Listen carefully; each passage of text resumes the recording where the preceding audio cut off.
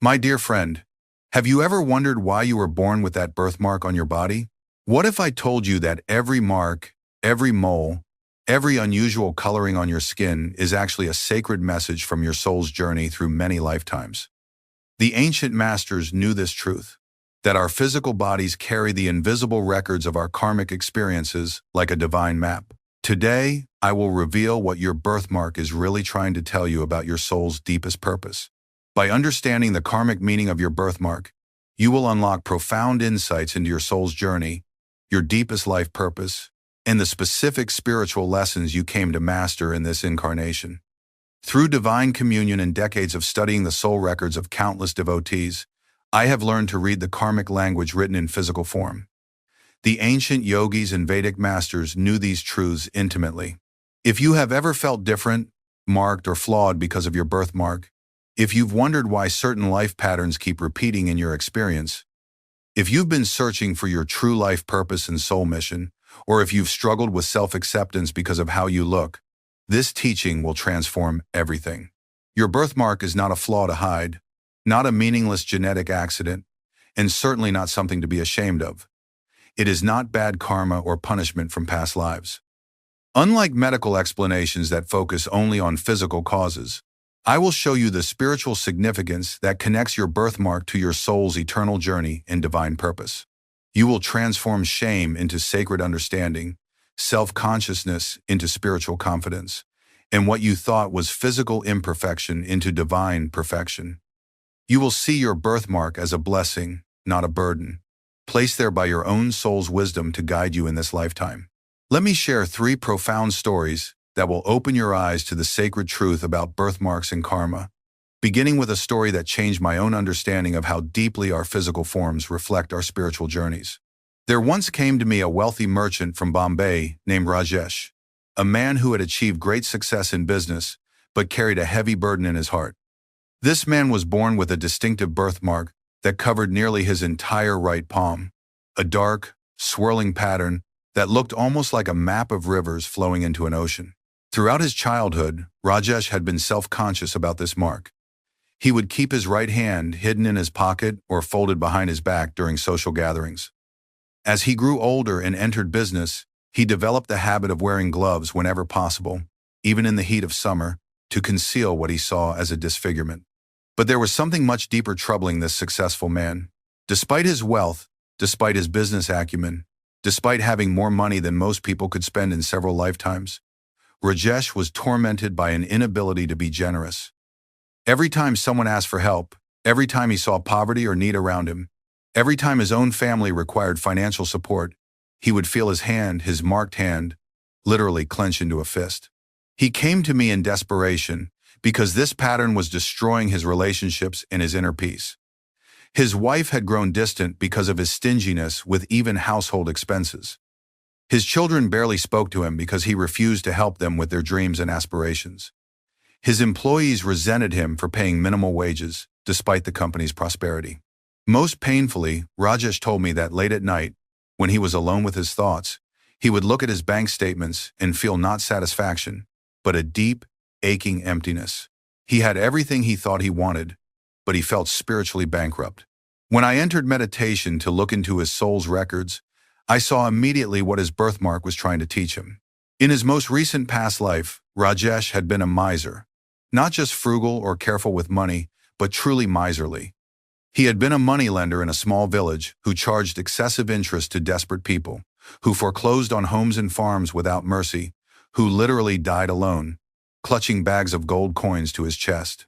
The cosmic law had arranged for his soul to be born in this lifetime with abundant resources, but also with a birthmark on the very hand that gives and receives, a mark placed there to remind him that his soul's greatest work in this incarnation was to learn generosity, to understand that money is divine energy meant to flow, not to be hoarded. The swirling pattern on his palm was like a river system, showing him that wealth should flow like water, nourishing everything it touches. The location on his giving hand was no accident. It was his soul's way of saying, remember, every time you reach out to give or receive, remember the lesson you came to learn. When I explained this to Rajesh, something extraordinary happened. He began to weep, Not tears of sadness, but tears of profound recognition. He told me that he had always felt an inexplicable anxiety whenever he opened his hand to give money to anyone, as if some invisible force was holding it closed. From that day forward, Rajesh began to see his birthmark not as something to hide, but as a sacred reminder of his soul's purpose.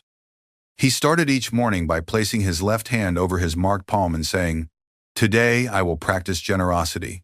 Today I will let divine abundance flow through me to bless others." The transformation was miraculous. Within 6 months, he had become known throughout his community as one of the most generous philanthropists. He established schools, funded hospitals, helped countless families start small businesses. But the most beautiful change was in his relationships. His family drew close to him again, not because of his money, but because of the loving, generous spirit that had awakened in his heart. And here's the most remarkable part. The more generously he gave, the more his businesses prospered. It was as if the universe was rewarding him for finally learning the lesson his birthmark had been trying to teach him all along. This reveals the first law of karmic markings. Location carries profound meaning. The universe places these marks precisely where they will serve as the most effective reminders of our soul's curriculum. But I must tell you about another soul whose story shows us that shape and color carry even deeper messages from the divine. Her name was Kamala, a shy woman in her 30s, who worked as a librarian in a quiet town. Kamala had lived her entire life covering up a heart-shaped birthmark that appeared directly over her physical heart. This wasn't a small mark, it was nearly the size of her palm, a rich reddish-brown color that formed a perfect heart shape, as if someone had deliberately painted it there. Kamala wore high-neck clothing every day of her life. She had never owned a dress that revealed her chest area, never gone swimming in public, never allowed herself to be vulnerable in romantic relationships. She told herself that she was naturally private and independent, but the truth was that she lived in constant fear of anyone seeing this mark and judging her for it. When she came to me, Kamala was in her early 30s and had never been in love. She attracted wonderful men who were drawn to her gentle intelligence and kind nature. But whenever a relationship began to deepen, whenever someone wanted to become truly intimate with her, she would find reasons to push them away. She lived alone, worked alone, and spent her evenings alone, always feeling a deep longing for connection but terrified of the vulnerability that true love requires. She told me that sometimes she would stand in front of her mirror and look at her birthmark and feel angry at God for marking her this way, for making her different, for giving her what she saw as a burden that prevented her from experiencing the love she desperately wanted. But when I looked into her soul's history with spiritual sight, I saw a very different story. In her most recent past incarnation, Kamala had been a woman who loved deeply and gave her heart completely to a man who betrayed that trust in the most devastating way. She had been a devoted wife who discovered that her husband had not only been unfaithful, but had been systematically stealing from her family to support his mistress. The betrayal had been so complete, so shattering, that when she died, her soul carried deep wounds around love and trust. In the space between lives, her soul had chosen to be born with a heart-shaped mark directly over her heart, as a divine reminder that despite past pain, her greatest spiritual work in this lifetime was to learn to love again. Not carelessly or naively, but with an open heart guided by wisdom. The heart shape was not a cruel joke from the universe, but a loving message. You are here to heal your heart and learn that true love is worth the risk. The location over her physical heart was a daily reminder that the spiritual heart must be opened, not closed, in order to fulfill her soul's deepest purpose. The rich reddish-brown color represented the earth element, showing her that love in this lifetime needed to be grounded, practical, and stable, not the impulsive passion that had led to pain before. When I shared this understanding with Kamala, her entire face changed. She had spent 30 years seeing her birthmark as evidence that she was flawed or marked for loneliness, when in reality it was evidence that she was marked for great love, love that required courage to pursue. I taught her to place her hand over her heart-shaped mark each morning and say, "My heart is marked by divine love. I am brave enough to love again. My past pain has made me wise, not closed. Today I open my heart to receive and give love in its most beautiful form." Kamala began to see her birthmark as a badge of her soul's courage, rather than a sign of cosmic cruelty. She started wearing clothes that didn't hide her mark completely, began accepting invitations to social gatherings, and most importantly, began to open her heart to the possibility of love. Within 18 months, she met a man who not only didn't mind her birthmark, but told her it was the most beautiful thing he had ever seen, a sacred symbol of her depth and capacity for love. They married 2 years later, and Kamala became a relationship counselor, helping other people heal from past romantic trauma and open their hearts to love again.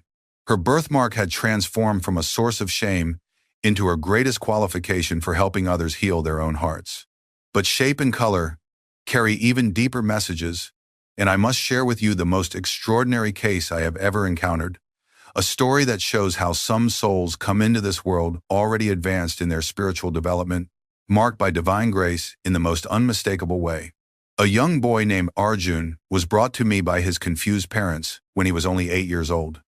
This child had been born with a perfectly circular birthmark in the exact center of his forehead, right where the ancient texts describe the location of the third eye, the center of spiritual vision and divine perception.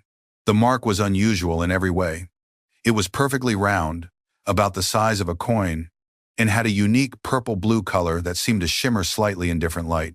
From the day of his birth, this mark had been clearly visible, and as Arjun grew, it seemed to become more defined rather than fading as some childhood marks do. But what troubled his parents wasn't the mark itself. It was the extraordinary abilities that seemed connected to it. From his earliest years, Arjun would know things he couldn't possibly know. He would tell his mother when his father was coming home from work, even when there had been no communication. He would predict when relatives were going to visit, sometimes days in advance. He could sense when someone in the family was becoming ill before any symptoms appeared. Most remarkably, Arjun could see colors around people that others couldn't see. He would describe these colors in detail and somehow know what they meant about the person's emotions or spiritual state. His parents were both frightened by these abilities and amazed by their accuracy. The child himself seemed completely comfortable with these gifts, but he was beginning to feel isolated from other children who couldn't understand his perceptions. He had started asking his parents why he was different, why he could see and know things that others couldn't, and why he had this mark on his forehead that no one else had. When I met young Arjun and looked into his soul's records, I was astonished by what I saw. This child had lived many lifetimes as a spiritual practitioner, a yogi, a mystic, a meditation master who had achieved high levels of consciousness in previous incarnations. His soul had earned the right to be born with advanced spiritual gifts already awakened. The circular birthmark on his third eye was like a divine diploma, a mark of spiritual accomplishment that carried forward from past lives. The purple-blue color was the color of the spiritual chakras, indicating that his higher centers of consciousness were already active. The perfect round shape represented the completion of certain spiritual cycles and the beginning of even more advanced spiritual work. This child had not been marked by karma in the sense of needing to learn lessons from past mistakes. Instead, he had been marked by divine grace, as recognition of past spiritual achievements. His birthmark was saying, "This soul has earned the right to remember and use spiritual gifts from the moment of birth." I explained to his parents that their son was not strange or problematic. He was spiritually gifted in ways that should be nurtured, not suppressed. I taught them how to help him understand and develop his abilities safely, how to protect his sensitive nature from overwhelming psychic input, and how to honor the sacred nature of his gifts. I told young Arjun that his birthmark was like a special blessing from God, showing that he had been a good and devoted spiritual student in past lives and was now ready for advanced spiritual training. I explained that his gifts were meant to help others, and that as he grew older, he would become a teacher and healer who could guide other souls on their spiritual journeys. Today, Arjun is a grown man who has become one of the most gifted spiritual counselors and healers I have ever known. His birthmark, rather than fading with age, has become even more distinctive, and he wears it with pride as a symbol of his soul's advanced development. He helps people understand their own psychic abilities, teaches meditation and spiritual practices, and serves as a bridge between the physical and spiritual worlds. His childhood mark has become the foundation of a life dedicated to helping others awaken to their own divine nature. Now you're ready to understand the complete divine system that governs how karmic markings appear on our physical bodies and what they mean for our spiritual development. The first universal law of karmic markings is that karma expresses through physical form in precise and meaningful ways. Nothing about your birthmark is accidental or random. The size, shape, color, location, and even the timing of when it appeared or becomes noticeable, all of these details carry specific spiritual information. But we must understand the crucial difference between karmic reminders and karmic punishment. Your birthmark is not a punishment for past mistakes or sins. It is not a brand marking you as spiritually flawed or inferior. Instead, it is a loving reminder placed by your own soul's wisdom to help you remember the most important spiritual work you chose to accomplish in this lifetime. Before you were born, in the space between lives when your soul was planning this incarnation, you actually chose the lessons you wanted to learn, the qualities you wanted to develop, and the spiritual growth you wanted to achieve. Your birthmark is like a note you wrote to yourself, a divine memo that says, remember to work on this particular aspect of your spiritual development. The divine intelligence behind the placement, size, shape, and color of your birthmark is the same intelligence that orchestrates all of creation. Just as every star has its perfect place in the sky, every flower blooms at its appointed time, and every river follows its destined course to the sea, your birthmark appears exactly where it needs to be to serve your highest spiritual good. This is different from scars or marks acquired during your current lifetime through accidents or illness. Those marks carry different meanings and usually reflect experiences from this current incarnation. But birthmarks, the marks you were born with, these carry the deeper karmic messages from your soul's eternal journey. Sometimes these marks appear clearly at birth. Sometimes they become more noticeable as you grow older. And sometimes they may even fade when the lesson they represent has been fully learned and integrated. The timing of these changes is also divinely orchestrated to support your spiritual development at each stage of life. Now let me teach you how to read the location code of your birthmark, because where these marks appear on your body is like a spiritual map, showing you exactly what area of your life needs the most attention and development. When birthmarks appear on the head, the forehead, scalp, or face, they typically indicate spiritual gifts, past wisdom, or psychic abilities that your soul has earned through previous lifetimes of spiritual practice. These marks often appear on people who are meant to be teachers, healers, counselors, or spiritual guides in some capacity. A mark on the forehead, especially near the center, often indicates advanced spiritual development and natural psychic abilities. Marks on the temples may suggest wisdom gained through past experiences with meditation or spiritual study. Marks near the eyes can indicate the gift of spiritual sight, the ability to see beyond physical appearances into deeper truths. Marks on the ears might suggest past lives involving music, sound healing, or the ability to hear divine guidance. Marks on or near the mouth often appear on souls who are meant to be speakers, teachers, or singers who use their voice to inspire and uplift others. When birthmarks appear on the heart or chest area, they almost always relate to love lessons, emotional healing, and relationships. These marks appear on souls who have chosen to focus on developing their capacity for love, compassion, forgiveness, and emotional wisdom in this lifetime. A mark directly over the heart usually indicates someone who needs to either open their heart more fully to love or learn to love more wisely and discriminately. Marks on the upper chest might suggest lessons about self-love and learning to value yourself appropriately. Marks on the sides of the chest could relate to balancing giving and receiving in relationships.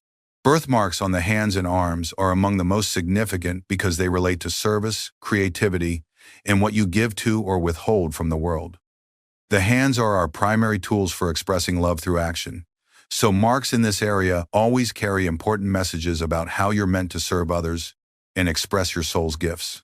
A mark on the right hand typically relates to what you give out to the world: your service, your creativity, your generosity, your ability to help and heal others. A mark on the left hand often relates to what you receive: your ability to accept help, love, abundance, and blessings from others and from the divine. Marks on the fingers can be very specific. A mark on the thumb might relate to willpower and determination. Marks on the index finger could suggest leadership abilities or the need to develop confident self-expression. Marks on the middle finger might relate to balance and responsibility. Marks on the ring finger often connect to creativity, relationships, or artistic expression. Marks on the little finger could suggest communication abilities or the need to develop better listening skills. Marks on the arms, especially the forearms, often appear on people who are meant to be helpers, servers, or those who literally reach out to assist others in practical ways. When birthmarks appear on the back, they typically relate to burdens carried, support needed, or what you're turning away from or need to stop carrying from past experiences. Many people with back birthmarks are natural caregivers who tend to take on too much responsibility for others or carry emotional burdens that don't belong to them. A mark on the upper back, near the shoulders, often indicates someone who carries the weight of the world or takes on too much responsibility for others' happiness. Marks on the lower back might suggest issues with support, either needing to learn to accept support from others or learning to provide proper support to those who depend on you. Sometimes back marks indicate something from a past life that you need to turn away from or leave behind. Old patterns, beliefs, or ways of being that no longer serve your highest good. Birthmarks on the legs and feet are particularly significant because they relate to your life path, your spiritual journey, and where you're headed in your soul's development. These marks often appear on people who are meant to be pioneers, travelers, or those who lead others on spiritual or life journeys. Marks on the upper legs or thighs might indicate someone who needs to develop more confidence in moving forward in life or taking action on their dreams and goals. Marks on the knees often appear on souls who need to learn humility, surrender, or the ability to bend and flow with life rather than being rigid. Marks on the lower legs or calves might suggest someone who is meant to be a steady, reliable presence in others' lives, or someone who needs to develop more patience and persistence in pursuing their goals. Marks on the ankles could indicate flexibility and the ability to change direction when needed. Marks on the feet are especially meaningful because the feet carry us on our life journey. A mark on the right foot might indicate your active spiritual path and the steps you're meant to take in service to others. A mark on the left foot could suggest your receptive spiritual path and your ability to receive guidance and blessings along your journey. When birthmarks appear in hidden areas, parts of the body usually covered by clothing, they typically relate to private lessons, internal work, and secret strengths that you're developing away from public view. These marks often appear on souls who are doing deep inner work, healing generational patterns, or developing spiritual gifts that will be revealed gradually over time. Now let me teach you about decoding the shape, size, and color of your birthmark, because these details carry even more specific spiritual information. Geometric shapes carry particular meanings that connect to universal spiritual symbols. A circular birthmark represents completion, wholeness, and cycles of spiritual development. Square or rectangular marks might indicate the need for stability, foundation building, or practical application of spiritual principles. Triangular marks often represent balance, harmony, or the integration of mind, body, and spirit. When birthmarks appear to resemble animals or recognizable objects, they carry the spiritual symbolism associated with those forms. A mark resembling a bird might indicate someone who is meant to soar above earthly concerns or help others find freedom from limitation. A mark resembling a flower could suggest someone who is meant to bring beauty, growth, and natural healing to others. Star-shaped marks are particularly special, often indicating souls who are meant to be guiding lights for others or who have earned the right to shine their spiritual gifts brightly in this lifetime. Heart shapes, as we saw in Kamala's story, almost always relate to love lessons and the development of emotional wisdom. The size of your birthmark indicates the intensity and importance of the karmic lesson it represents. Larger marks typically signify major spiritual themes that will be central to your life's work and development. Smaller marks might represent more subtle lessons or secondary areas of focus. But don't think that a smaller mark is less important. Sometimes the most profound spiritual gifts are represented by small, subtle marks that only become significant as you develop spiritually. The key is not the size, but the meaning and how actively you work with the lesson it represents.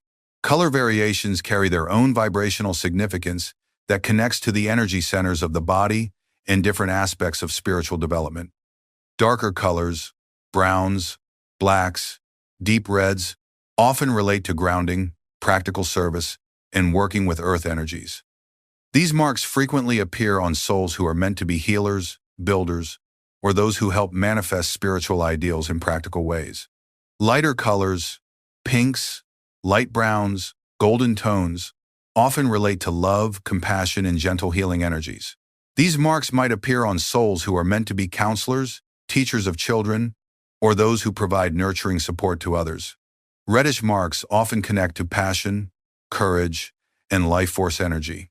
They might appear on souls who are meant to be pioneers, leaders, or those who inspire others to take bold action in pursuit of their dreams. Blue or purple tones, though rare in birthmarks, typically indicate advanced spiritual development in connection to higher consciousness, as we saw in young Arjun's story. When you have multiple birthmarks, you're looking at a complex soul curriculum that involves mastering several different spiritual lessons or serving in multiple capacities during this lifetime.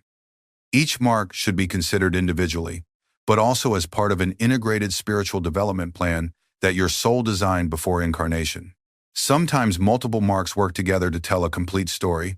For instance, someone might have one mark related to healing abilities and another related to teaching, indicating that they're meant to be a healing teacher or someone who teaches healing to others.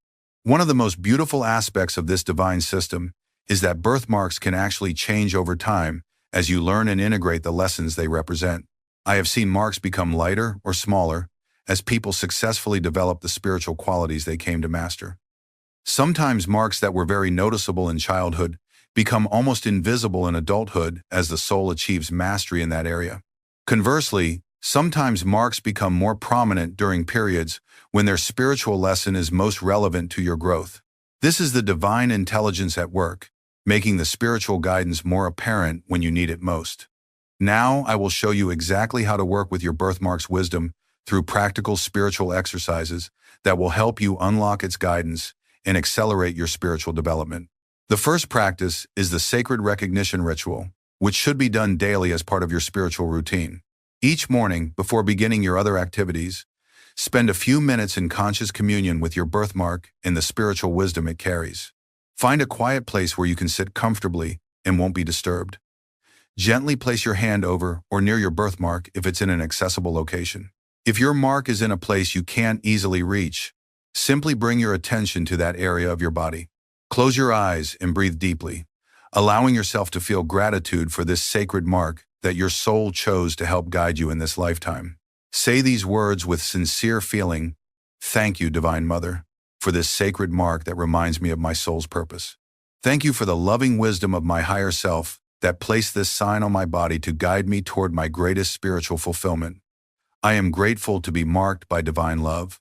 Continue with, "Today I ask to understand more deeply what this mark is teaching me. Help me to see clearly the spiritual qualities I came to develop and the service I came to offer. Show me how to transform any challenge related to this mark into spiritual strength and wisdom."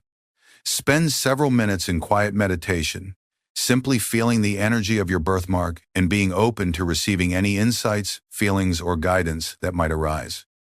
Don't force or expect dramatic revelations. Sometimes the guidance comes as subtle feelings, sudden insights during the day, or gradual understanding that develops over time. End this part of the practice by setting an intention. Today I will honor the lesson my birthmark teaches. I will look for opportunities to develop the spiritual qualities it represents. I will see this mark as a blessing and a guide, not as a flaw or burden. The second practice involves location-specific healing work based on where your birthmark appears. This allows you to do targeted spiritual development that aligns with your mark's particular message. If your birthmark is on your head or face, spend time each day developing your spiritual gifts and intuitive abilities. Practice meditation, study spiritual teachings, and pay attention to the subtle guidance that comes through your thoughts and insights. Place your hands on your mark while affirming, "I trust the spiritual wisdom that flows through me. I am open to receiving and sharing divine guidance." If your mark is on your heart or chest area, focus your daily practice on developing love, compassion, and emotional healing. Spend time each day sending loving thoughts to others, practicing forgiveness, and opening your heart to both give and receive love more fully. Place your hand over your heart mark while saying, "My heart is a vessel for divine love. I give and receive love with wisdom and courage." If your birthmark is on your hands or arms, dedicate time each day to acts of service and creative expression. Look for ways to help others, develop your creative gifts, and use your hands to bring healing and blessing to the world. Hold your marked hand while affirming, "These hands are instruments of divine service. I use them to express love and bring healing to others." For marks on your back, practice releasing burdens that don't belong to you and learning to accept support from others. Work on forgiving past hurts and letting go of responsibilities you've taken on that aren't truly yours to carry. Visualize divine light healing and strengthening your back while saying, I release all burdens that don't belong to me. I accept the support and love that surrounds me. If your mark is on your legs or feet, focus on your spiritual path and life direction. Spend time clarifying your goals, taking steps toward your dreams, and trusting your ability to move forward in life. Touch or visualize your mark while affirming, I trust my path and my ability to walk it with courage and wisdom. Each step I take leads me toward my highest good. For marks in hidden or private areas, dedicate time to inner work, meditation, and private spiritual practices. These marks often indicate that your most important spiritual development happens away from public view, in the quiet spaces of your soul. Honor this by creating regular time for solitude, reflection, and communion with the divine. The third essential practice is living your mark's message through daily actions and choices that honor its spiritual purpose. This is where the real transformation happens, not just in understanding what your birthmark means, but in actively embodying the lesson it teaches. Begin each day by asking yourself, how can I honor my birthmark's teaching today? What specific actions can I take that align with the spiritual quality it represents? Then actively look for opportunities throughout the day to practice and develop that quality. If your mark relates to generosity, like Rajesh's story, look for ways to give, whether money, time, attention, or kindness, that stretch you beyond your comfort zone but feel aligned with love. If your mark relates to opening your heart, like Kamala's experience, practice vulnerability in appropriate ways and work on expressing your feelings honestly and courageously. Pay attention to the challenges and opportunities that arise in relation to your mark's lesson. These are not coincidences, but divine orchestrations designed to give you practice in developing the spiritual quality your soul came to master. Notice when you're successfully living your mark's message and when you're falling back into old patterns. Don't judge yourself harshly for the inevitable setbacks, but use them as information about where you need to focus more attention and effort. One of the most beautiful aspects of this work is recognizing when you're fulfilling your mark's karmic purpose.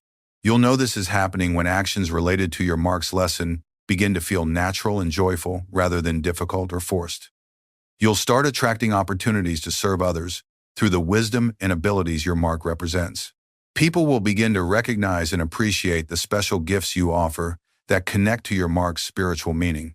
As you develop mastery in the area your birthmark represents, you'll often find that you naturally become a teacher or guide for others who are working on similar lessons. This is one of the most fulfilling aspects of spiritual development, being able to help others navigate challenges you've successfully overcome yourself. Dear soul, your birthmark is not an accident, flaw, or random occurrence.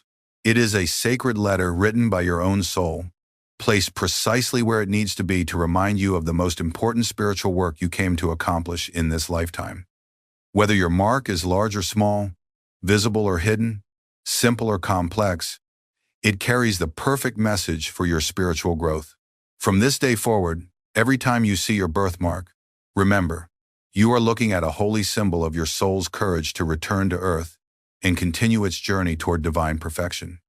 This mark is proof that you are a brave spiritual warrior who chose specific challenges in order to develop specific virtues.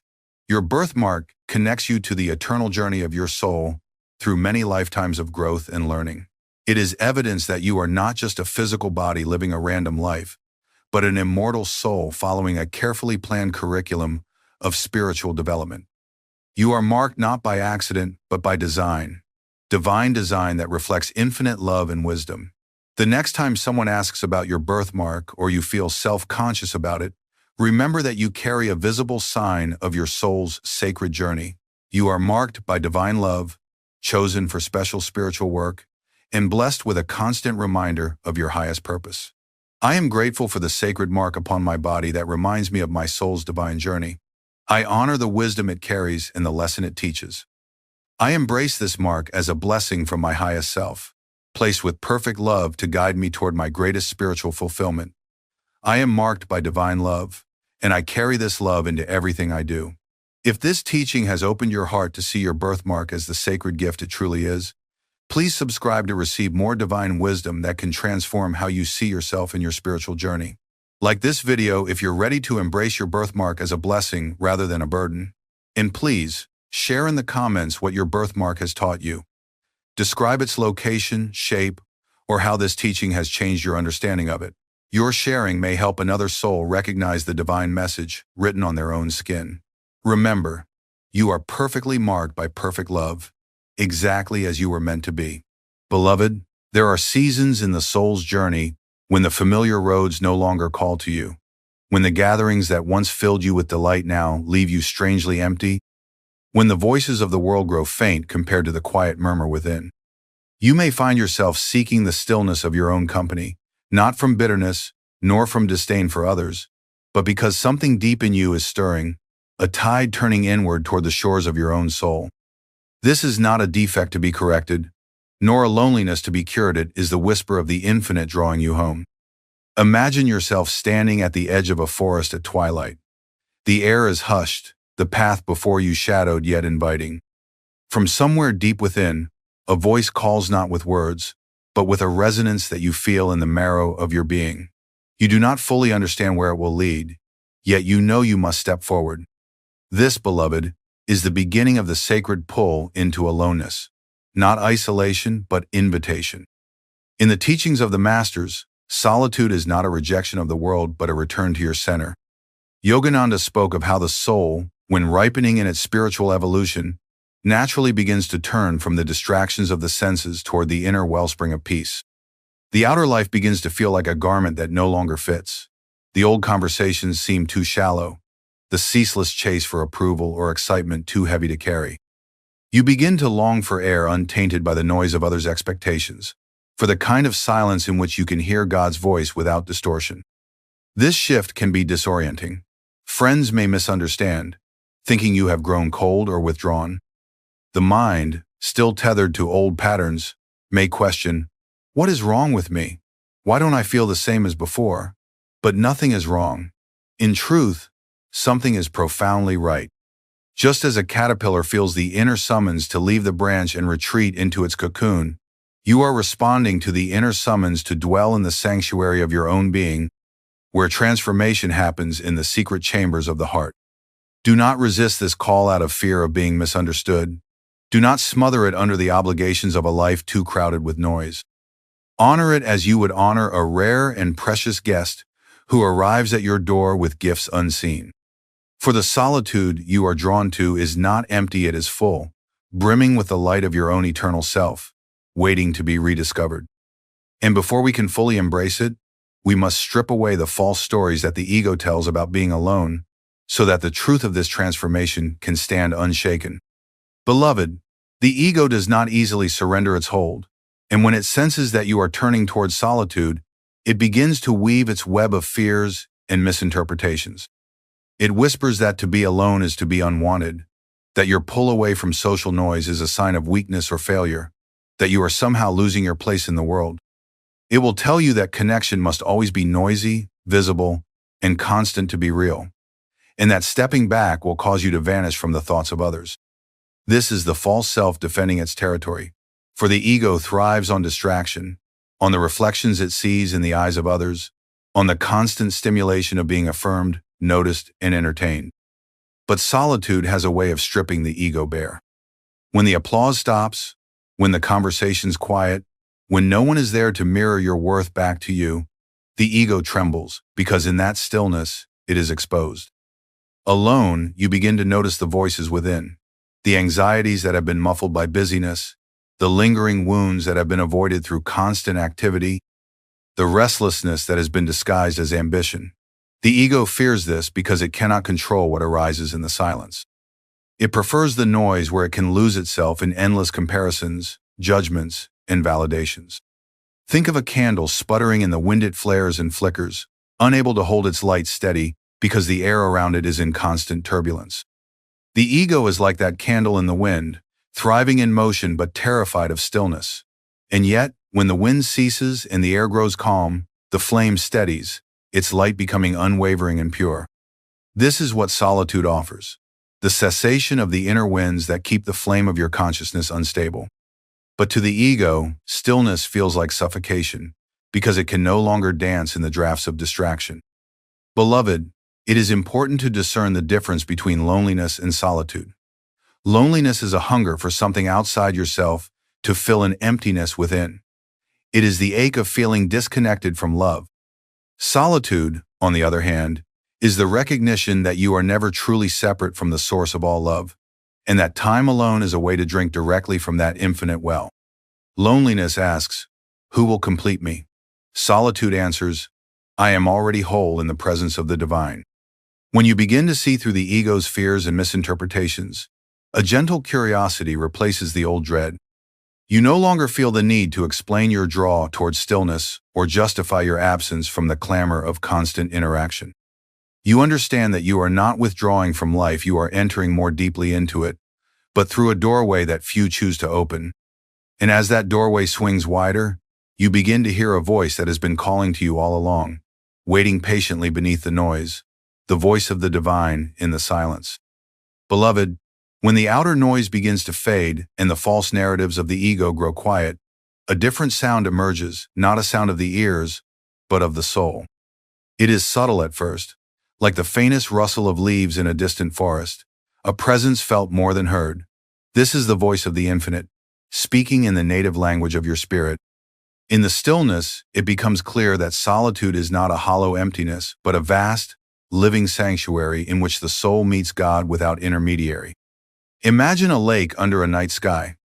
When the surface is agitated by wind, the stars above appear fractured and distorted, shimmering without clarity.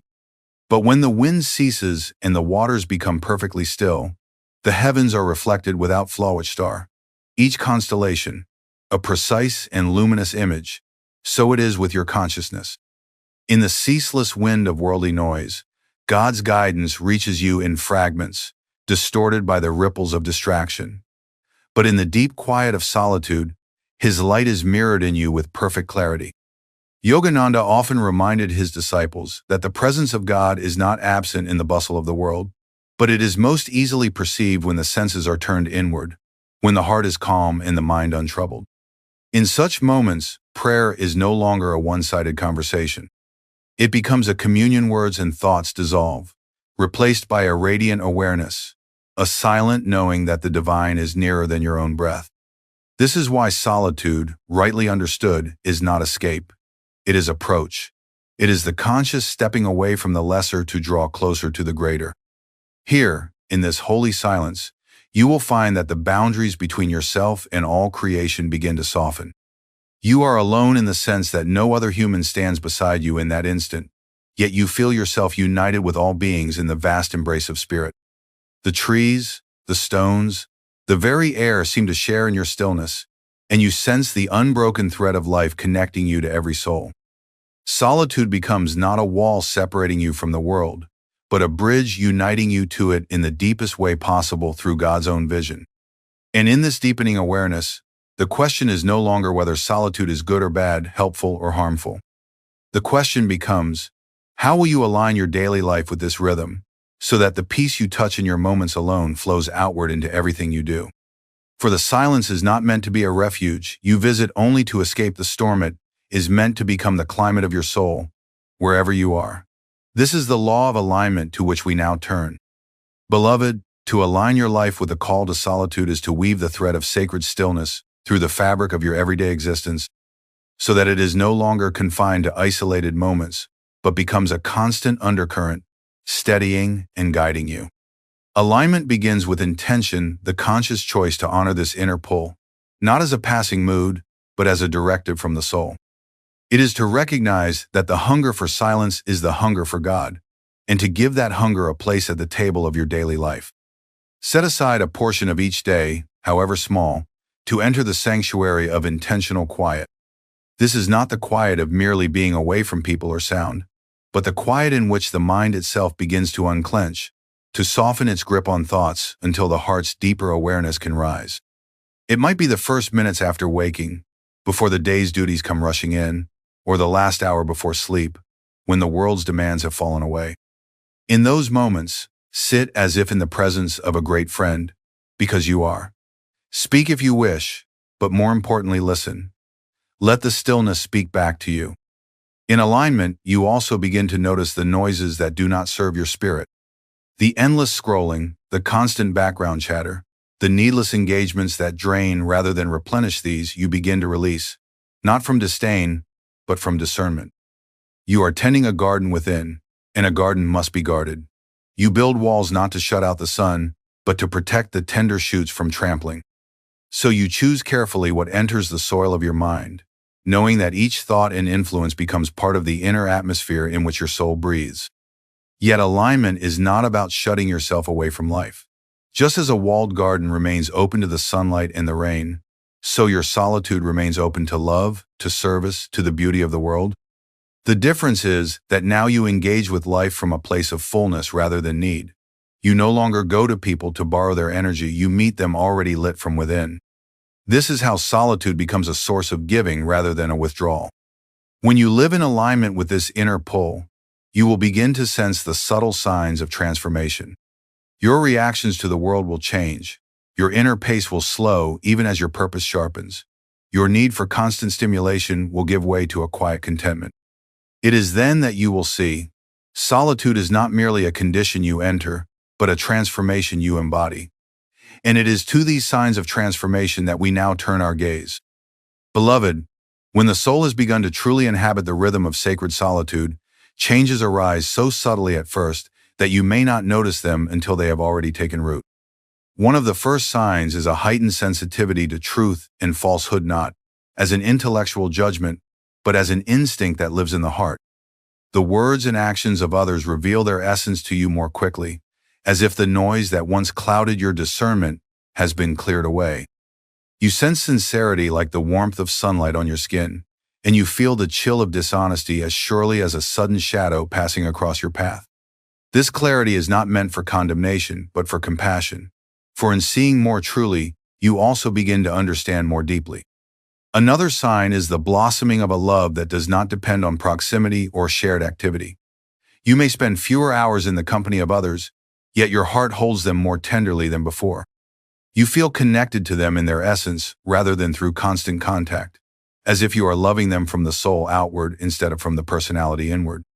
This is because solitude has given you a taste of the love of Goda, love that is vast, patient, and unbound by circumstance, and, once you have drunk from that cup, you cannot help but pour from it into the lives of others. There is also a quiet loosening of the hold that material pursuits once had on you. You find yourself less enthralled by the chase for possessions, status, or recognition. This is not because you reject the world, but because your values have shifted. The treasures you now seek are inner one's peace, clarity, divine communion, and these cannot be bought or bargained for. You may still work, create, and engage with the world, but you do so with a lighter touch, no longer fastening your identity to the outcomes.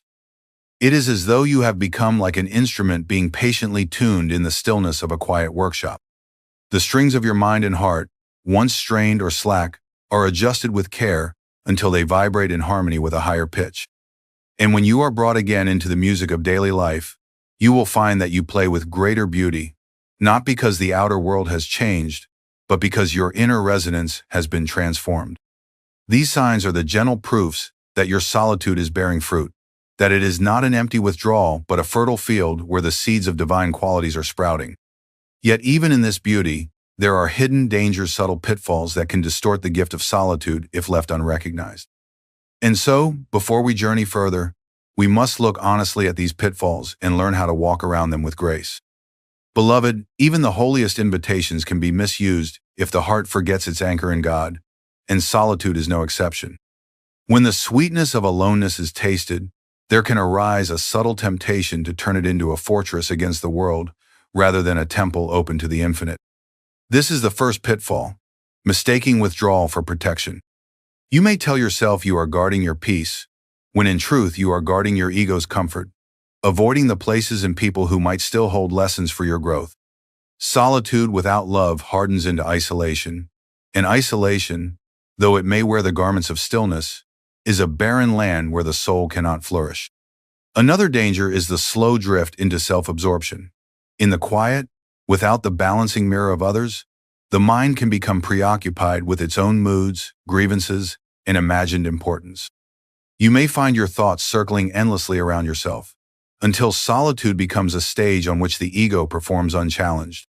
Without the light of divine remembrance, the very stillness meant to free you can become the stagnant air that suffocates your spirit. There is also the pitfall of spiritual pride, subtle and seductive.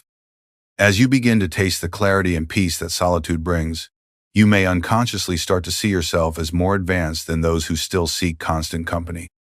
This is a shadow in the heart, for true solitude humbles it, shows you how small you are before the vastness of God and how utterly dependent on His grace. The moment solitude makes you feel superior, it has ceased to be a path of union and has become a tool of separation. These pitfalls are like a ship anchored in still waters, yet left untied to the dock. Though the waters seem calm, a slow, unseen current begins to carry the vessel away. One day, without realizing it, you look up and find yourself far from the safe harbor of divine connection. This is why the heart must remain vigilant. Solitude is safe only when tethered to God. Otherwise, it drifts into dangerous seas. The safeguard is simple, though not always easy. Keep your solitude sanctified by the presence of the divine. Let every moment alone be an offering, every silence an altar, every breath an inward prayer. When God is your constant companion in solitude, the dangers fall away. For love keeps the walls from hardening, humility keeps the mind from exalting itself, and truth keeps the soul from drifting. And so we turn now to the practices by which solitude can be made holy, guarded not by fear, but by devotion. Beloved, to sanctify solitude is to make it more than a personal preference. It is to consecrate it as sacred ground where the soul meets its maker. This begins the moment you choose to enter your aloneness with intention, not as a casual escape from the world, but as a pilgrimage into the inner temple. Begin and end your times of solitude with prayer or meditation, for these are the gateways through which the heart steps out of self-preoccupation and into divine communion. In the morning, let your first conscious act be to turn inward, offering the day to God before any other voice claims your attention. At night, close the door of the day with gratitude, allowing all its burdens and blessings to dissolve into the infinite presence. During the quiet hours, keep a journal for the stirrings of your soul. Do not force grand revelations, simply record what rises in the stillness. The gentle insights, the subtle shifts of mood, the sudden clarity about a long-pondered question. These are not random thoughts, but often the whispers of spirit, speaking in ways too soft to be heard in the noise of daily life. Over time, as you read back over your words, you will see a thread of divine conversation running through them, guiding you steadily onward. Another way to sanctify solitude is through silent blessing. In moments when you find yourself alone, let your mind turn toward others not in judgment or comparison, but in quiet goodwill. Offer a wordless prayer for someone who is struggling, send a beam of compassion to a friend, or simply hold the thought, "May all beings be free and at peace." This practice keeps your solitude from turning inward upon itself and transforms it into a channel through which divine love can flow unobstructed. Think of yourself as a cup being filled from a pure mountain spring during your time alone. The water is cool, clear, and life-giving, but it is not meant to be hoarded. In sanctified solitude, you drink deeply, and then you pour yourself back into the world, into your words, your work, your service, so that others too may be refreshed. In this way, your solitude becomes both a well and a river, nourishing you and everyone you touch. When you keep your solitude holy through prayer, reflection, and blessing, it ceases to be a refuge you visit occasionally and becomes a living state of grace. It becomes the still center around which the wheel of your life turns. And as you dwell more often in that center, something fundamental begins to shift within you. Your very sense of who you are starts to change. This is the identity shift in the soul to which we now turn. Beloved, there comes a moment in the journey of solitude when you awaken to the realization that the you, who first sought the quiet, has begun to dissolve, like mist in the morning sun. The outer labels by which you once defined yourself, your roles, your achievements, your place in the eyes of others begin to lose their hold. You find that you no longer measure your worth by how often you are seen, praised, or needed, but by the depth of your connection to the eternal. This is the identity shift of the soul, a movement from the fragile self that lives for the world's approval into the indestructible self that lives in God. It is as though you have been a bird living so long in a gilded cage that you came to believe the bars were the horizon. Yet in the stillness of solitude, you feel the breeze of another world, and one day you realize the door has always been open. You step beyond it, not in rebellion, but in freedom, and the sky receives you. The air is vast, and though you are alone in the flight, you are not lonely, for everywhere you turn, the presence is with you, beneath you, above you, within you. In this identity shift, you begin to see that you are not the sum of your relationships, though they are precious, not the titles you hold, though they may be honorable, not the story you have told yourself about who you must be. You are, and have always been, the immortal soul untouched by the passing seasons of life, luminous with the light of the divine. And because this truth is not dependent on the outer world, solitude ceases to feel like separation and becomes instead the most intimate union. This change does not make you careless toward others. On the contrary, it expands your capacity to love. Freed from the constant need to defend or define yourself, you can now offer love without clinging, serve without seeking recognition, and speak truth without fear. You no longer enter relationships to complete yourself, you enter them as a whole being, bringing the wholeness of God's love with you. Beloved, this shift in identity is not a fleeting mood, it is a new foundation. Once laid, it cannot be destroyed by the changes of fortune or the misunderstandings of others. It is the rock on which you can stand in every storm, for you know now who you truly are. And to seal this transformation, to anchor it so deeply in your being that it cannot be shaken, you must affirm it not just with your thoughts, but with the vibration of your whole soul. Let us now speak together the affirmation of your eternal identity. Beloved, let us seal this truth in the depths of your consciousness.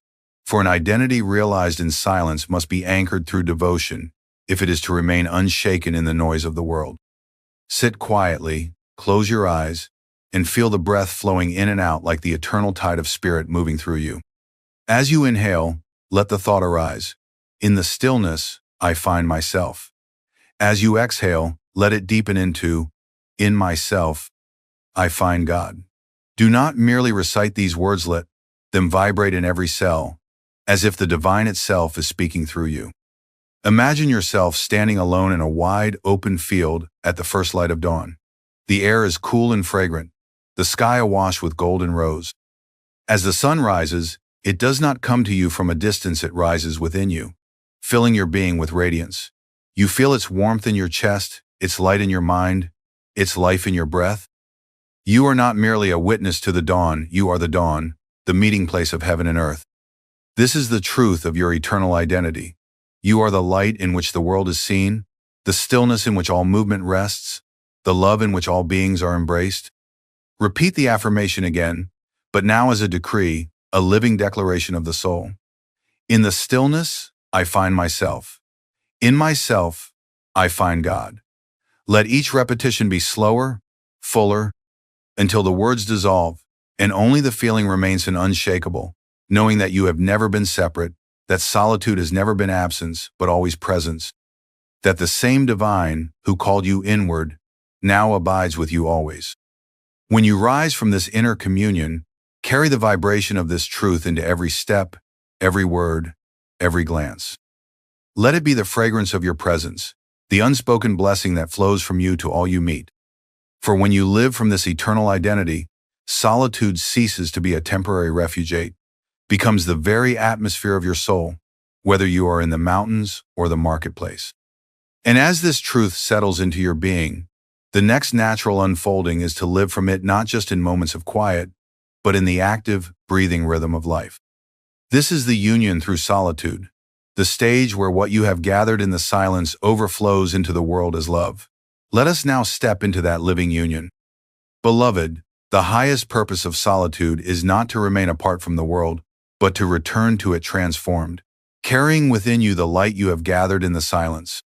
When the well of your spirit has been filled by communion with the infinite, it overflows naturally into every encounter, every task, every word. You begin to see that being alone was never the end, it was the preparation. Just as a reservoir collects the rain in hidden places before releasing it to feed the rivers and nourish the land, so your time in sacred seclusion stores the living waters of divine love, ready to be poured into the thirsty hearts of others. In this living union, you move among people without losing your center. You may be in a crowded market, in the midst of conversations and responsibilities, yet inwardly you remain in that quiet, sunlit field of your soul. You no longer seek from others the peace you already possess. Instead, your presence becomes a silent gift, calming the restless, inspiring the weary, awakening the dormant. You listen more deeply, speak more thoughtfully, love more purely, not because you are trying to be virtuous, but because you are anchored in the vastness of God's love, and it flows through you without effort. This union through solitude also changes the way you serve. Service is no longer a duty driven by obligation or the hope of approval. It is the natural outpouring of a heart that has been touched by the divine. You serve because you cannot help but share what you have found. Your kindness is no longer conditional, your patience no longer strained, your generosity no longer measured. You give as the sun gives, without calculation, without withholding, without asking who is worthy of its light. And here is the paradox. The more deeply you live in union through solitude, the more intimately connected you become to all life. You may spend hours, even days, without the company of another human being, yet you feel the pulse of humanity, the hum of creation, more vividly than ever before. You are alone, yet you are one with all. This is the fruit of the path you have walked. Solitude becoming unity, silence becoming song, aloneness becoming love. From this place, beloved, there is nothing left to fear in the cycles of life.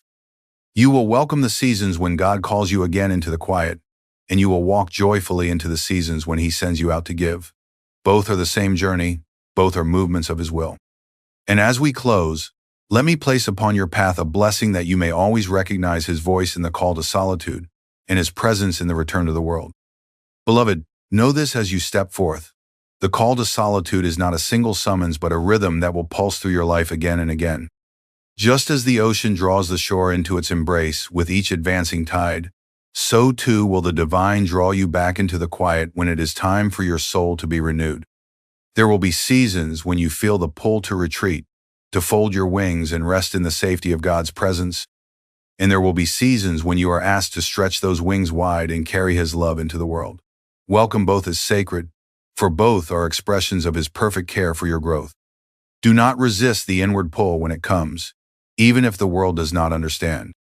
Others may mistake your retreat for avoidance, but you will know it as remembrance, returning to the wellspring from which all true strength flows. Likewise, do not cling to your solitude when the time comes to step out again. Just as the tide does not hold back the waves it has gathered, so too must you allow what you have received in the silence to flow freely into every touch, every glance, every act of kindness. Let your life become a dance between these two movements, the deep stillness and the generous outpouring, knowing that in both you are never apart from the one who called you. When you are alone, feel His nearness as the air you breathe. When you are among others, feel His nearness as the love that moves through your words and actions. In this way, solitude and service become one seamless prayer. And so I bless you. May your solitude always be the doorway to the Beloved's presence. May you walk into it without fear and return from it without loss. May you carry the fragrance of the silence within you like a secret garden, so that wherever you go, others may breathe in its peace and remember something holy within themselves. And when your final season comes, when you step out of the world and into the eternal solitude that is never lonely, may you find waiting there the same presence that has walked with you in every quiet hour, in every open field, in every moment you dared to be alone with God. For in truth, you have never been alone, and you never shall be. That feeling of being lost is not a sign that God has abandoned you. It is evidence that God is preparing you for something greater. What appears as confusion in your life right now is actually a sacred rearrangement of your soul's path. I have seen this divine pattern repeated countless times, both in my own journey and in the lives of sincere seekers who have come to me for guidance. The moment when you feel most adrift is often the precise moment when God is most actively working within you. Think of your own experience. Have there been times when you felt completely disoriented, only to later recognize that this confusion was preparation for an entirely new chapter? What seemed like divine absence was actually intimate divine attention. What felt like purposeless waiting was purposeful transformation. Today, I will share with you the spiritual understanding of why periods of feeling lost are not only necessary but sacred. You will discover the specific divine purposes behind your current disorientation and how to cooperate with this process rather than resist it. Many of you are experiencing a profound sense of uncertainty right now. Perhaps your life plans have dissolved, relationships have transformed, or the spiritual path that once seemed clear has become obscured. This uncertainty creates suffering when misunderstood. You question your worth, your wisdom, and even God's presence in your life. But when you understand what is truly happening during these periods of spiritual disorientation, everything changes. What once seemed like purposeless suffering reveals itself as intentional preparation. The very feelings of lostness that cause you distress become recognized as signs of impending growth. Having guided many souls through this process of sacred disorientation, I can assure you that this understanding brings immediate relief and opens you to receive the gifts this phase contains. The confusion that has been your torment can become your teacher. Most spiritual teachings focus almost exclusively on clarity, certainty, and connection. They speak of peace, purpose, and divine guidance as if these experiences should be constant for the sincere seeker. When you inevitably encounter periods of confusion and disorientation, you naturally conclude that you have failed spiritually or that God has somehow withdrawn. This misunderstanding creates unnecessary suffering and actually prolongs the very disorientation it seeks to escape. When you resist the divine purpose behind feeling lost, you miss the essential lessons and transformations this state is designed to facilitate. The truth is that spiritual disorientation is a vital part of every authentic spiritual journey. Just as the caterpillar must dissolve completely in the chrysalis before emerging as a butterfly, your old structures of identity and understanding must sometimes dissolve before new spiritual growth becomes possible. This dissolution naturally creates feelings of lostness, confusion, and even abandonment. What I will share with you today is not commonly taught, yet it has helped countless seekers transform their relationship with spiritual uncertainty. Rather than seeing your current disorientation as a problem to be solved, you will learn to recognize it as a sacred process to be honored. In our time together, I will guide you through a deeper understanding of why God allows and even creates periods of feeling lost in your spiritual journey. We will explore the divine purposes behind spiritual disorientation and how each serves your soul's evolution in ways that constant clarity cannot. You'll discover how to distinguish between different types of spiritual lostness and the specific growth opportunity each presents. I'll share stories from my own experience and that of my students who have navigated these challenging passages, finding unexpected gifts in their disorientation. Most importantly, I'll guide you through specific practices for working consciously with periods of feeling lost approaches that allow you to extract the spiritual lessons without unnecessary suffering. You'll learn to recognize the signs that indicate you're moving through this process exactly as intended, even when the path ahead remains unclear. What makes this approach so powerful is that it doesn't require the disorientation to end before you can find peace. Your liberation comes not from escaping the experience of feeling lost, but from understanding its sacred purpose while you're still within it. And this understanding is available to you right now, regardless of how lost you currently feel. Spiritual disorientation is not a mistake or punishment, but a deliberate divine strategy for profound transformation that cannot occur any other way. This understanding transforms our relationship with feeling lost, from something we resist to something we can consciously engage with. Throughout history, every authentic spiritual tradition has recognized the pattern of disorientation preceding transformation. In the Christian tradition, Jesus retreated to the wilderness for 40 days before beginning his ministry. Moses wandered in the desert for 40 years before leading his people to the Promised Land.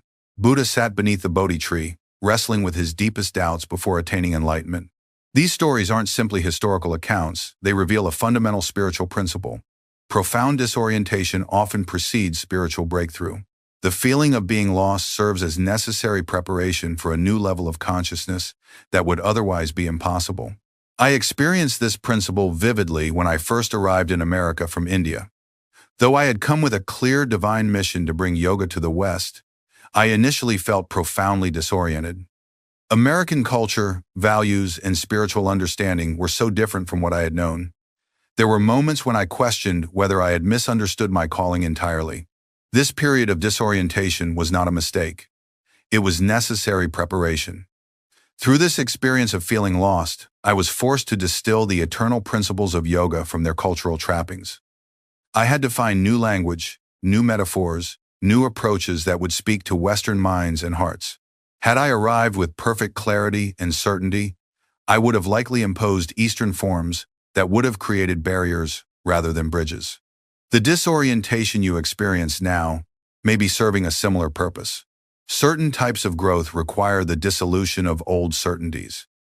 Your familiar spiritual understanding, your comfortable identity, your well-worn pathways of thought, these may need to be temporarily dismantled, not because they were wrong, but because they have taken you as far as they can. God is not abandoning you in this process. Quite the opposite, this dismantling requires the most precise divine attention. Think of a master sculptor working with a block of marble. To the untrained eye, the early stages of sculpting might appear destructive, even chaotic. Chunks of marble are removed, familiar contours disappear, dust obscures the emerging form. Yet the sculptor sees with perfect clarity what is being created through this apparent destruction. Similarly, God sees with perfect clarity what is being created through your current disorientation. What appears as confusion to you appears as necessary preparation to the divine. One of the most common causes of prolonged spiritual suffering is resistance to this process. When we misinterpret our disorientation as abandonment or punishment, we naturally resist it. We desperately cling to old certainties, old identities, old pathways, precisely the elements that need to dissolve for our next evolution to occur. Imagine if the caterpillar, feeling the dissolution of its form within the chrysalis, panicked and tried to hold its caterpillar shape. This resistance would prevent the very transformation the dissolution is designed to facilitate. Similarly, your resistance to spiritual disorientation can actually prolong and intensify the very lostness you seek to escape. The key to moving through periods of feeling lost with grace is understanding their sacred purpose. When you recognize your disorientation as divine strategy rather than divine abandonment, you can begin to cooperate with the process rather than resist it. You can trust that the very experiences that seem most confusing are actually preparing you for greater clarity than you've ever known.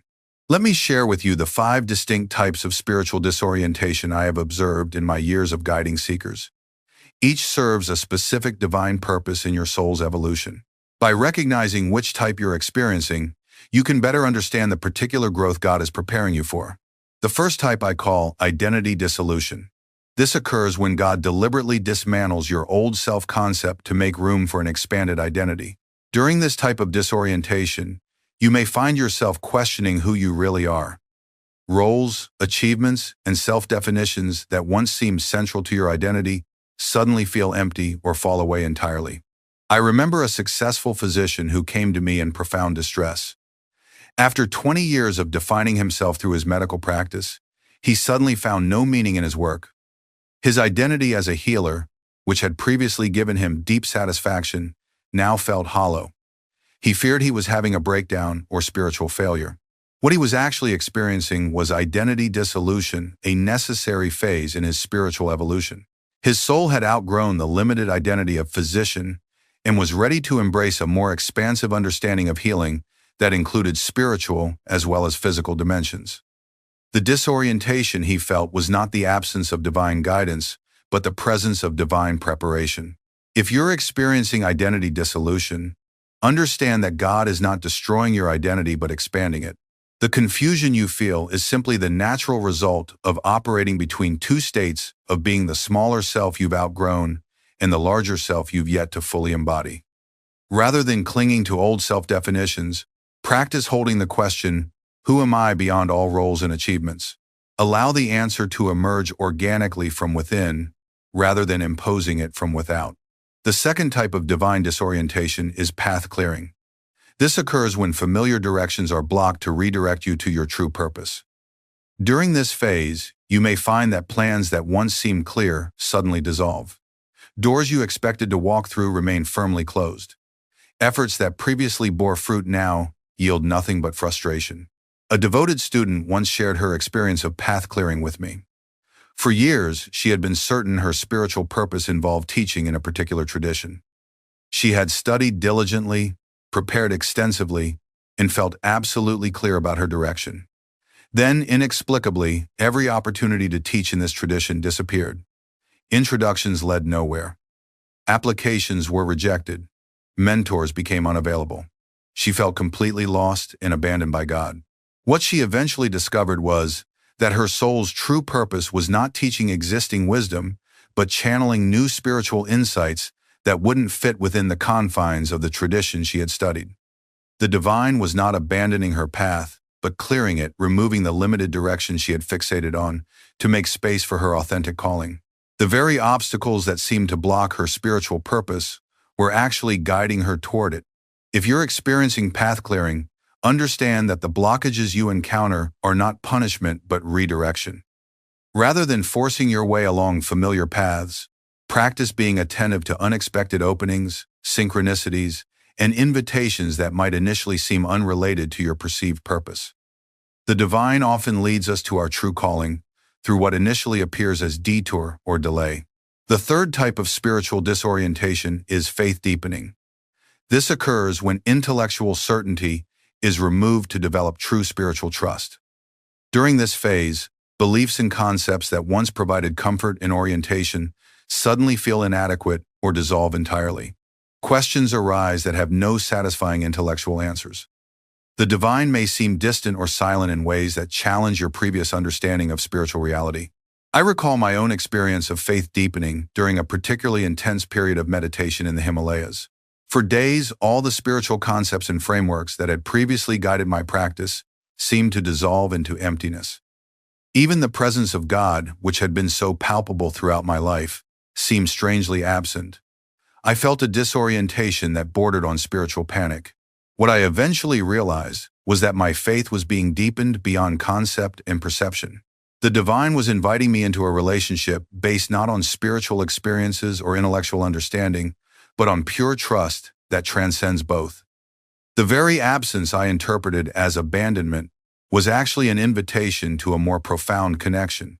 If you're experiencing faith deepening, understand that God is not withdrawing from you, but inviting you into a more mature spiritual relationship. Rather than desperately seeking to restore old certainties, practice resting in the unknown. Allow your faith to evolve from intellectual assent to embodied trust, from conditional relationship to unconditional love. The fourth type of divine disorientation is perception shift. This occurs when familiar reference points disappear to allow entirely new ways of seeing. During this phase, you may find your perception of reality itself beginning to transform. What once seemed solid becomes fluid. Distinctions that once seemed absolute begin to dissolve.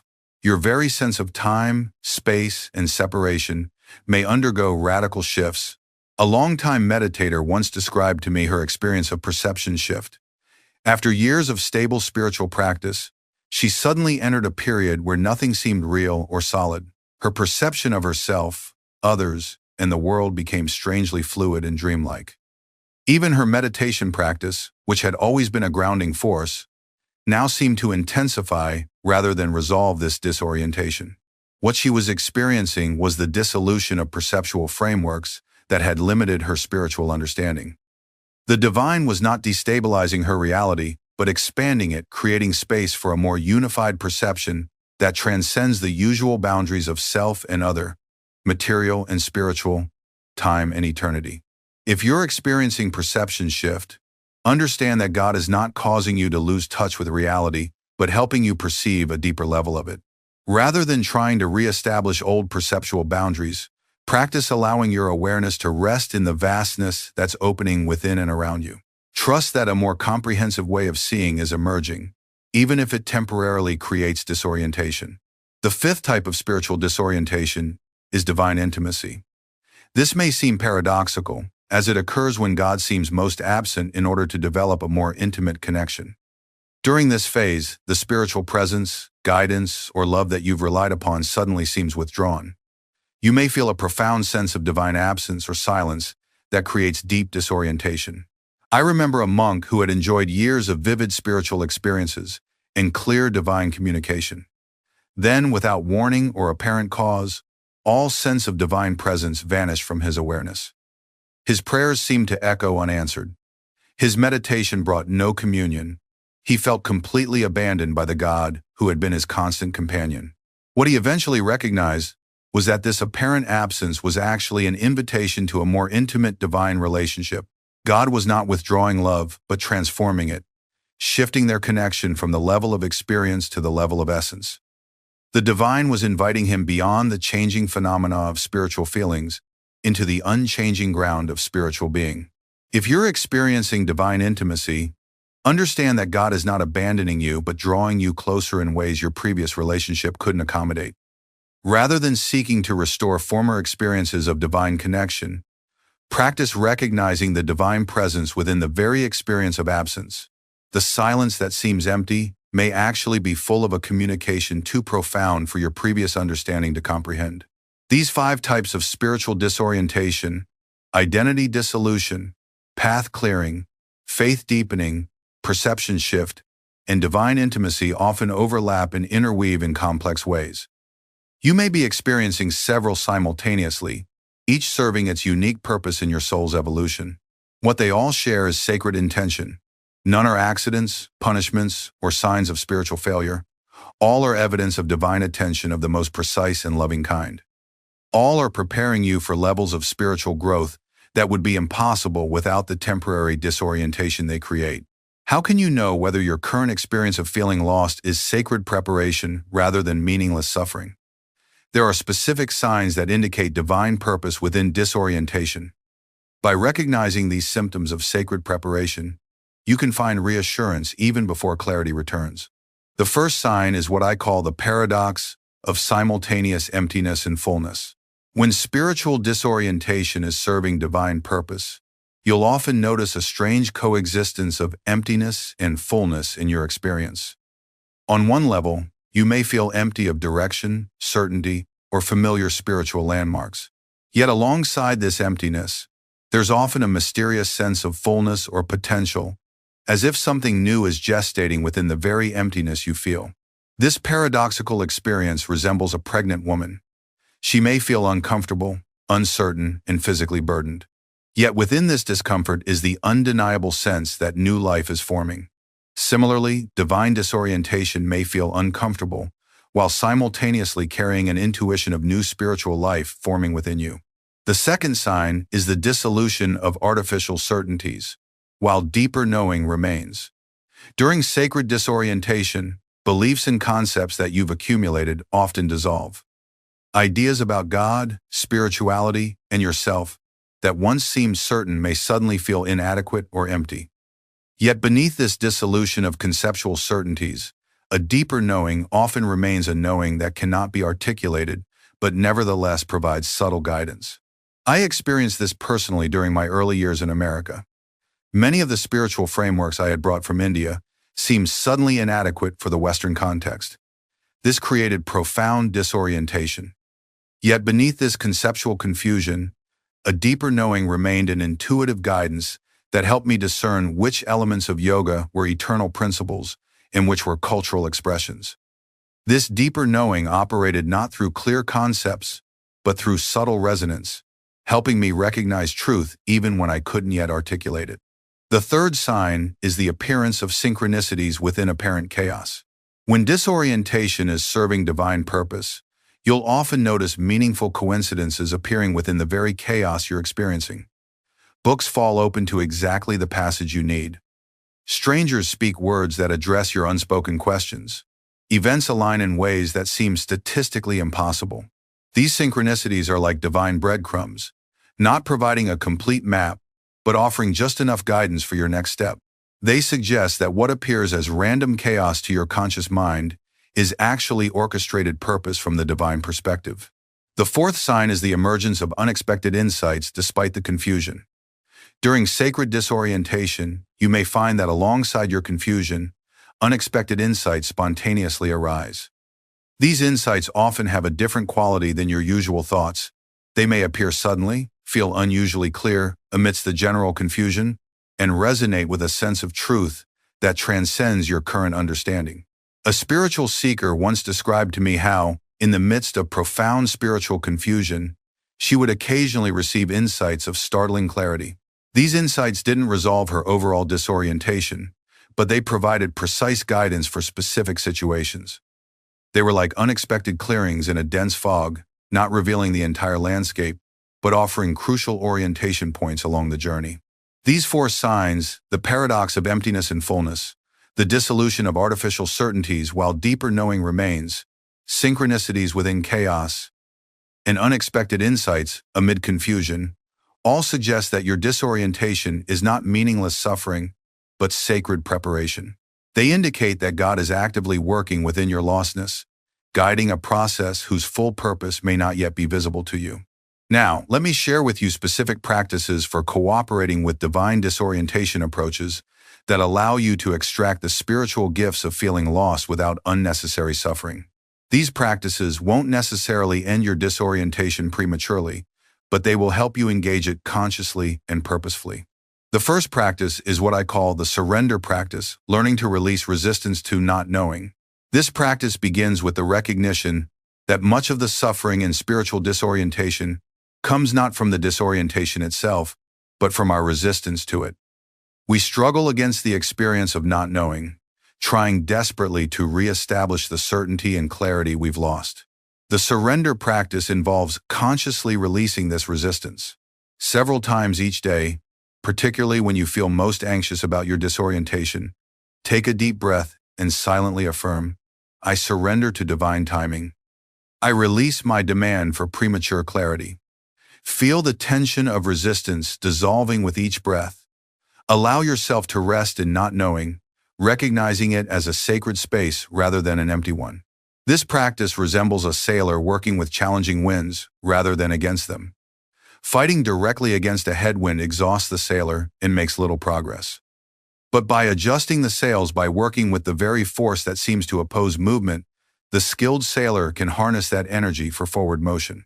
Similarly, by surrendering to your disorientation rather than fighting against it, you can harness its energy for spiritual growth. The second practice is the sacred questioning technique, transforming confusion into insight through conscious inquiry. This practice involves replacing anxious, circular questions with deeper inquiries that open insight rather than demand immediate answers. Instead of repeatedly asking anxious questions like, "Why is this happening?" or "When will this end?" questions that often intensify suffering consciously, shift to more expansive inquiries. What is trying to emerge in me through this experience? What old understanding needs to dissolve to make room for new growth? How might this disorientation be serving my soul's evolution? These questions don't demand immediate answers. Rather, they create a receptive space within your awareness where insight can gradually emerge. They transform confusion from an obstacle to be overcome into a gateway to be entered. The third practice is the still point meditation, finding the unmovable center within disorientation. This meditation helps you discover that beneath all the changing experiences of disorientation, there exists a dimension of your consciousness that remains stable and unmoved. Begin by sitting quietly and allowing yourself to fully feel the disorientation you're experiencing. Don't try to change or escape it, simply observe it with compassionate awareness. Then gradually shift your attention from the content of your experience to the awareness that's observing it. Ask yourself, what is it that's aware of this disorientation? Can that awareness itself be disoriented? As you rest in this questioning, you may begin to sense a dimension of consciousness that remains completely stable, regardless of what's happening in your experience. This awareness, this still point, is neither created nor disturbed by clarity or confusion. It simply witnesses both with equal presence. By regularly connecting with this still point, you discover that even in your most disoriented moments, a part of you remains perfectly oriented. This discovery doesn't necessarily end your disorientation, but it transforms your relationship with it. You're no longer completely identified with the lost feeling, but can rest in the awareness that contains it. The fourth practice is the divine dialogue, communicating honestly with God about your lostness. This practice involves opening direct, honest communication with the divine about exactly what you're experiencing. Rather than pretending spiritual perfection or trying to hide your confusion from God, you bring your complete experience, including all your doubt, fear, and disorientation, directly into the divine conversation. Begin by speaking or writing to God with radical honesty. This is how lost I feel right now. This is what I don't understand. This is what I'm afraid might be true. Hold nothing back. The divine is not threatened by your confusion or doubt. Then, create space to listen. This listening isn't about hearing an external voice, but about allowing an internal response to emerge. Sometimes this comes as a subtle knowing, an image, a memory, or simply a shift in your emotional state. The response may not provide complete clarity, but it often offers just enough light for your next step. This divine dialogue resembles night vision development. When first entering a dark room, you can see nothing and may feel completely disoriented. But rather than turning on bright lights, rather than demanding immediate complete clarity, you allow your vision to gradually adapt to the darkness. Slowly, shapes and forms become visible. You discover that what seemed like complete darkness actually contains subtle light enough to navigate by, even if not enough to see everything at once. These 4 practices, the surrender practice, the sacred questioning technique, the still point meditation, and the divine dialogue provide practical approaches for working consciously with spiritual disorientation. They won't necessarily shorten the experience of feeling lost, but they will help you extract its spiritual gifts without unnecessary suffering. Now, let us explore the specific spiritual gifts and growth that emerge from periods of feeling lost, qualities that cannot develop through continuous clarity and certainty.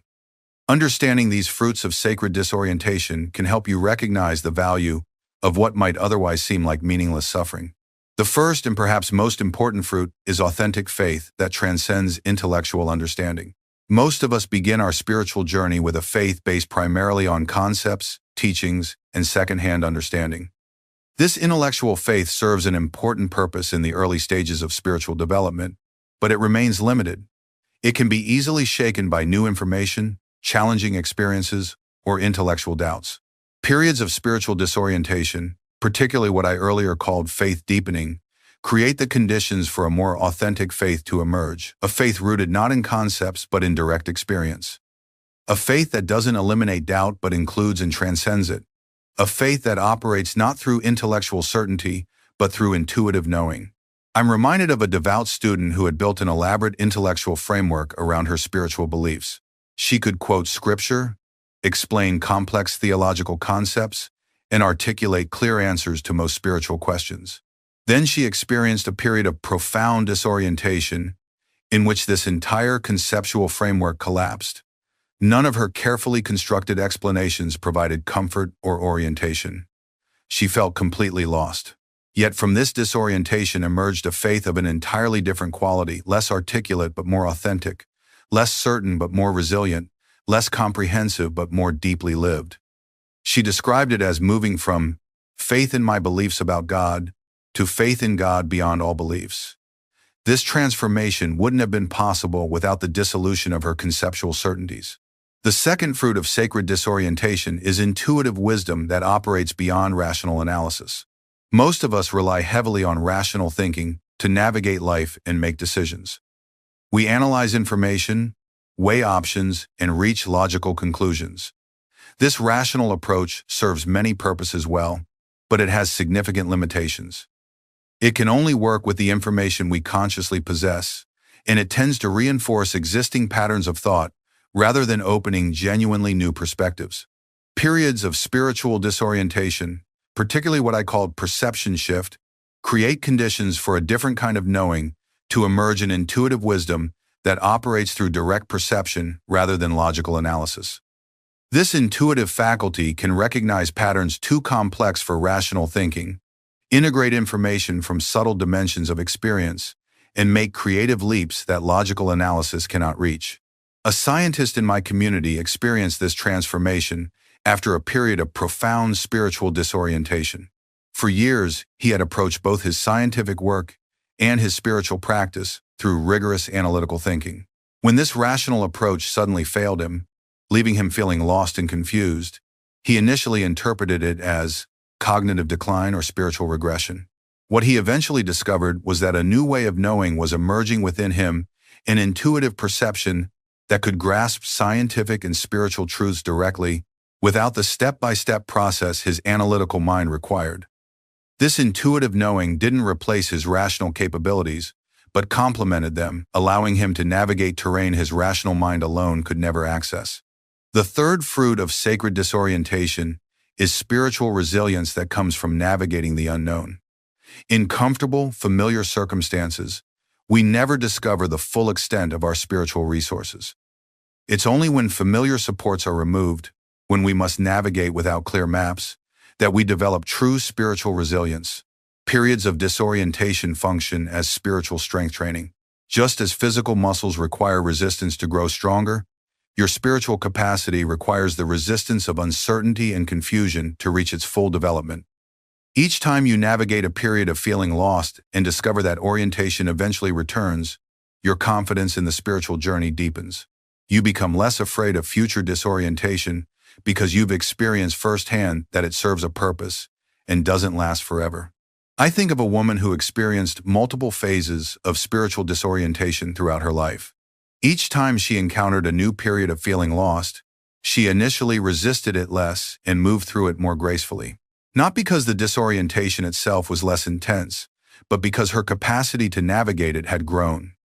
She had developed spiritual muscles through previous experiences that allowed her to hold steady in uncertainty, to trust the process even before its purpose became clear. The fourth fruit of sacred disorientation is divine intimacy based on love rather than spiritual experiences. Many seekers initially approach the divine relationship through the lens of spiritual experiences, moments of clarity, insight, peace, or bliss that confirm God's presence. These experiences serve an important purpose in the early stages of the spiritual journey, but they can inadvertently create a conditional relationship in which we feel connected to God only when particular experiences are present. Periods of spiritual disorientation, particularly what I call divine intimacy, create conditions for a more mature divine relationship to emerge, one based not on changing experiences but on unchanging love. When all the familiar spiritual feelings, perceptions, and experiences dissolve, leaving you feeling that God is absent, you have the opportunity to discover a love that transcends all experiences. A love that remains steadfast even when every confirmation of it seems to have vanished. I recall a contemplative who had enjoyed years of profound spiritual experiences in prayer and meditation. When these experiences suddenly ceased, leaving her feeling abandoned by the God she had known so intimately, she initially fell into despair. What gradually emerged from this desert experience was a relationship with the divine of an entirely different quality, less emotionally vivid perhaps, but infinitely more stable, less dependent on shifting experiences, but more deeply rooted in unchanging reality. These four fruits of sacred disorientation, authentic faith beyond intellectual understanding, intuitive wisdom beyond rational analysis, spiritual resilience from navigating the unknown, and divine intimacy based on love, rather than experiences, represent spiritual treasures that cannot be gained through continuous clarity and certainty. They require the fertile darkness of not knowing, the creative chaos of old structures dissolving, the sacred emptiness that precedes new birth. Think of how a pearl forms within an oyster. The process begins with irritation, a grain of sand or parasite that disturbs the oyster's comfort. In response to this irritation, the oyster secretes layer upon layer of nacre, eventually transforming the source of discomfort into something precious and beautiful. Similarly, your soul transforms the irritation of spiritual disorientation into the pearl of spiritual maturity, not by avoiding the discomfort but by working with it creatively over time. As we draw our time together to a close, I invite you to look at your current experience of feeling lost through new eyes. What if this disorientation isn't evidence of spiritual failure, but confirmation of spiritual advancement? What if God is not absent from your confusion, but intimately involved in it, working within the very lostness you've been trying to escape? Remember that throughout spiritual history, the most significant transformations have always been preceded by periods of profound disorientation. The caterpillar must surrender to the darkness and dissolution of the chrysalis before emerging as a butterfly. Similarly, your old structures of understanding and identity must sometimes dissolve before new spiritual growth becomes possible. The disorientation you feel now is not punishment but preparation. It is not abandonment but attention of the most precise kind. God is turning over the soil of your soul, creating space for entirely new growth that would be impossible without this temporary disruption. I encourage you to approach your current lostness with this new understanding. Instead of asking, "How can I escape this confusion?" ask, "What is this confusion preparing me for?" Instead of begging for the return of old certainties, open yourself to the new perceptions being formed within you. Instead of seeing your disorientation as evidence of divine absence, recognize it as a particularly intimate form of divine presence. When you can embrace the sacred purpose behind feeling lost, the experience itself begins to transform. What was once merely painful confusion becomes recognized as purposeful preparation. The very lostness that felt like abandonment reveals itself as evidence of God's detailed attention to your spiritual development. This understanding has transformed countless lives, including my own. It has the power to convert your current disorientation from meaningless suffering to meaningful growth, revealing the hidden hand of divine guidance even in your moments of greatest uncertainty. If you found value in this teaching, I invite you to share your insights in the comments below. Each of your stories adds to our collective understanding of the spiritual journey. Subscribe to this channel for more wisdom that illuminates the deeper currents of human experience. And if this message has touched you, please consider sharing it with someone else who might be feeling lost right now. Remember, when you feel most lost, God is not absent. God is doing profound work within you. And this work, though disorienting, is preparing you for a level of spiritual growth that would be impossible any other way. Until we meet again, may you find the sacred purpose within your disorientation. And may this understanding bring you peace even before clarity returns.